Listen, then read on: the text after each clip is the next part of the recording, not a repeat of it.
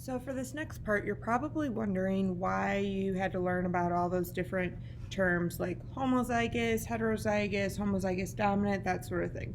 Well, if we know asexual reproduction involves one parent and their offspring are genetically identical, and we know for sexual reproduction that involves two parents and their offspring are genetically unique. Well, how does that exactly work? As you watched in the previous video, there's this thing called a Punnett square that helps us figure out the probability or how likely it is that something will occur.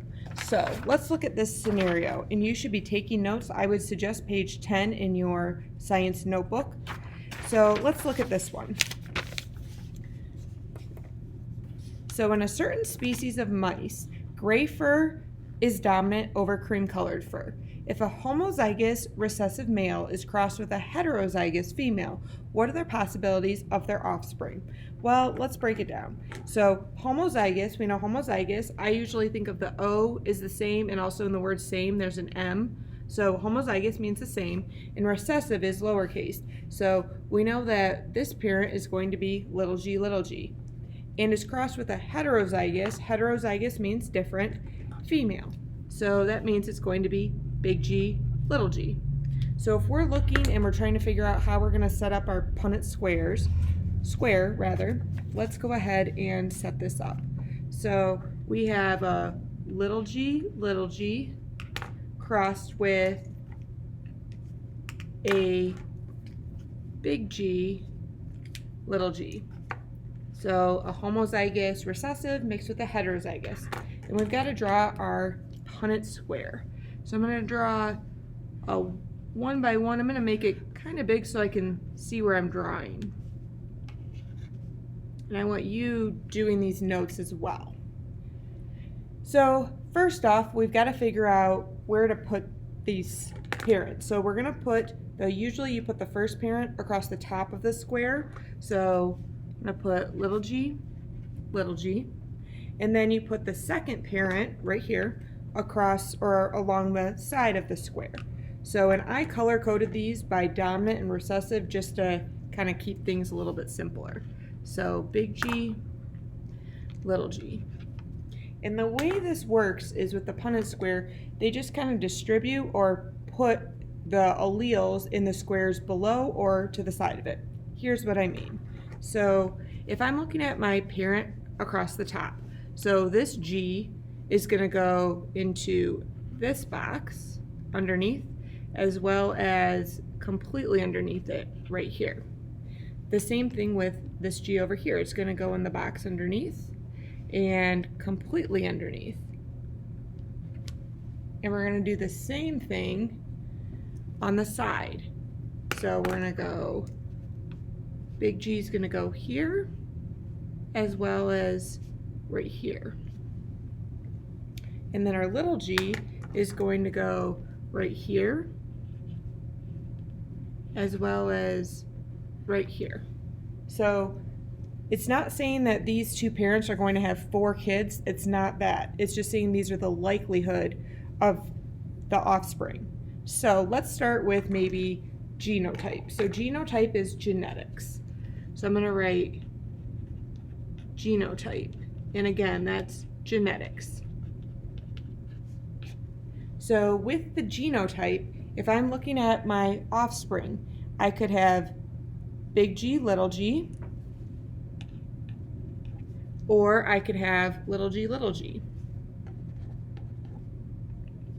And if I'm looking at how many big G, little g's are there, there's 1, 2, so that's a 2 out of 4, or 1/2, which is a 50% likelihood that that'll happen. And then the same thing happens with, we've got little g. There's 2 out of 1, 2, 3, 4.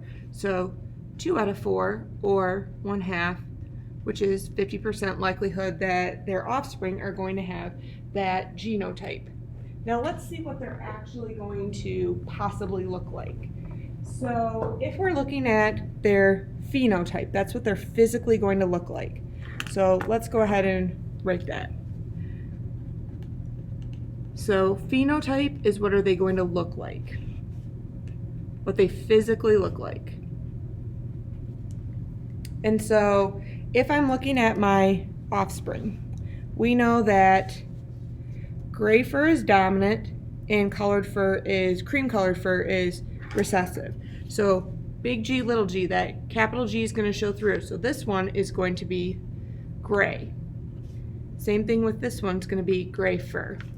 Now, because recessive is cream colored, this one's going to be cream colored. So I'm going to write cream, cream. So what could these offspring possibly look like? Well, they could be gray colored. So they could have gray fur, or they could have cream colored fur. And if we're trying to figure out how many, we've got 1, 2 for gray, 2 out of 4, or 1/2 if I simplify that, that's 50%. And the same thing with cream colored fur, that's 2 out of 4, 1/2, 50%. All right, let's try a more challenging one. So I'm going to draw a line across the bottom, and let's take it up one more step up. So we're using the same kind of setup where gray fur is dominant to cream colored fur, but this time if I have two heterozygous means different, two heterozygous mice that are crossed. So that means both of them are going to be big G, little g. So I'm going to go ahead and set that up. So we've got a big G, whoops, got to use the right colors.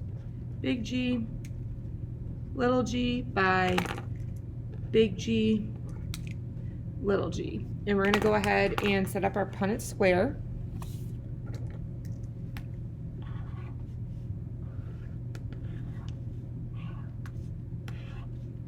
And we've got to put one parent across the top of the punnett square and the other parent along the side of the punnett square.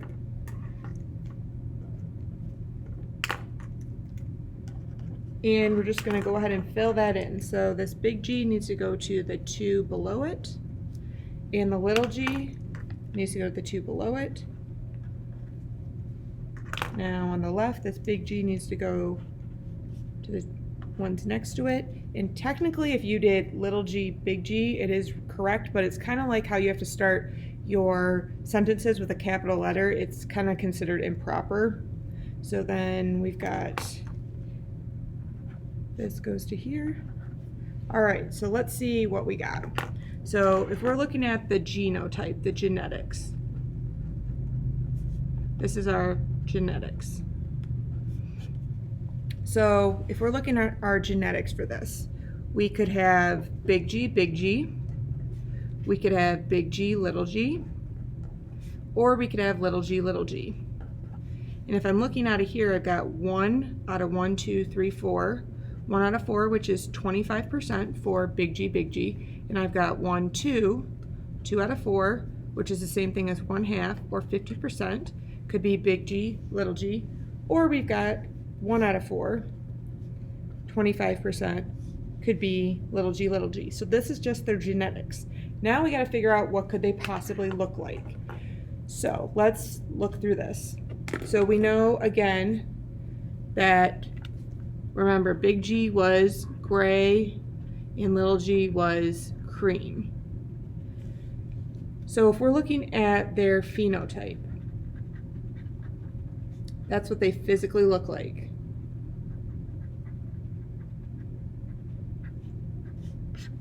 And so what could they physically look like? Well, we know they could either be gray fur or cream colored fur. Now let's look and see what these could be. So big G, we know that one's going to be gray because that dominant allele is going to show through.